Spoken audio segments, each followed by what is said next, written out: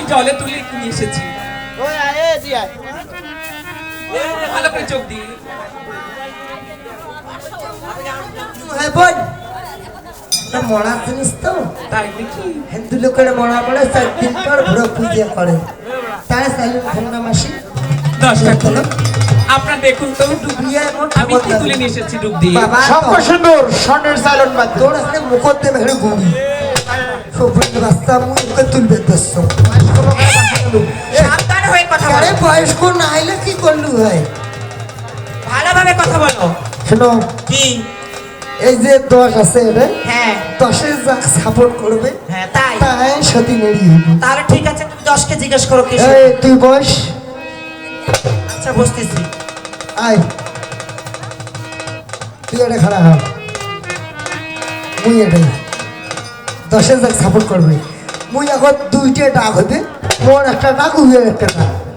10 ভাতারের ঘর বলতে হবে 10 ঠাকুরের ঘর।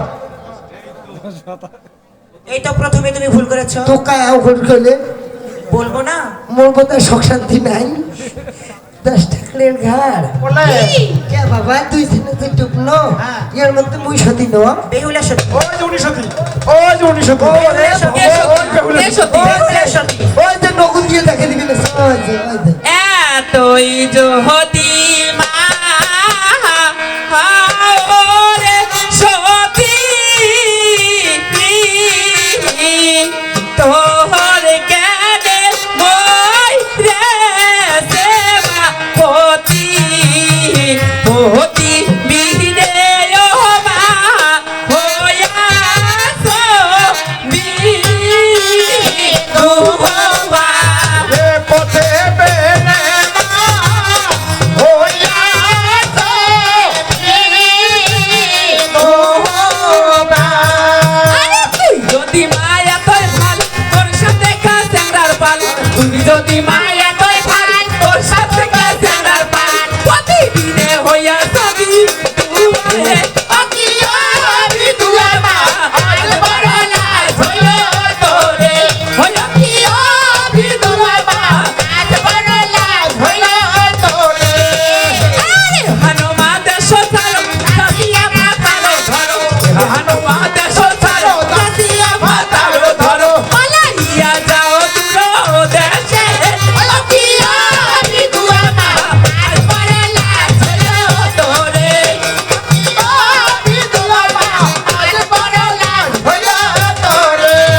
আর শুনিলে জানির লোকে শুন দিবে মুখে, আরে শুনিলে শুনিলে জানির লোকে শুন কালি দিবে মুখে, ধাক্কা দিয়া দিবে বাহির করে অকিয়া বিধবা, আজ বড় লাজ হইল তোরে। অকিয়া বিধবা, আজ বড় লাজ হইল তোরে। ওই একলে কি করলেন মুখ বনের ঘরে ওই আসে যাইছে খাইছে শুনছে শুনছে গে হাসেন না তোমরা ধান্দার বেদনা তাতে বুঝে ওরে বাবা কেড়াই বন্ধ ভুলে একবার অপমান করলো ভক্তবিন্দুর মাঝে না আর একবার অপমান করলো চেংড়া গেলে না হেড়ে ভোগ হাই কি কর চলে যাও, আমি তো যাবো এটা কি থাকবে আসছি করতে চলে যাও। মানুষ হলে কি ব্যবহার করে মানুষ আরো ব্যস্ত হওয়ার কাছে দেখে দেয় এলা ফাঁকা শুয়ে কাগজ ধরছিস নয়? বেফুলে না না না মা, চিনতে পারিস নাই আমি শিবের কন্যা মনসা না মা গো, ও মা এত নিষ্ঠুর হবে না মা। আমি অভিশাপ করেছি চিনতে হাসুন না তোরা ইয়ং করে একবার মরবে স্বামী সে আমার তবে না মুই পর্দা বর্তেন জিয়ন্ত হবে আর একবার মরবে স্বামী তোর লোহার অন্ড ঘুরে 6 মাস হাসি বেরোবে এই কল্যাণ সত্য হরি